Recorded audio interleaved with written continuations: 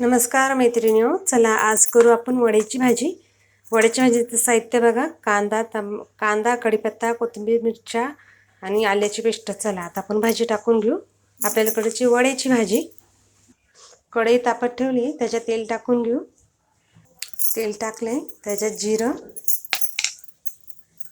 जिरं फुलून द्यायचं. त्याच्यात कढीपत्ता आणि कांदा टाकून घेऊ.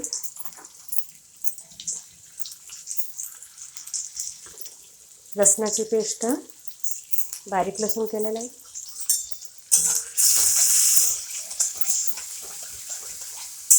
लाल होऊन देऊ कांदा आपण.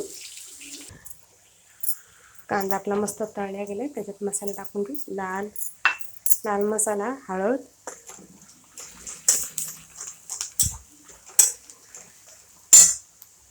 त्याच्यात पाणी टाकून घेऊ.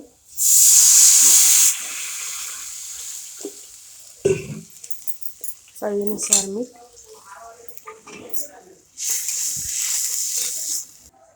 रशीला उकळी आणि त्याच्यात आपल्याला ही भाजलेले झालेले वडे टाकून द्यायचे. आधी वडे भाजून द्यायचे.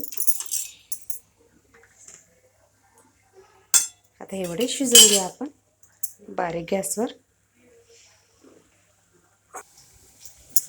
चला, आपली भाजी वड्याची शिजली. त्याच्यात आपल्याला वरून कोथिंबीर चिरलेली.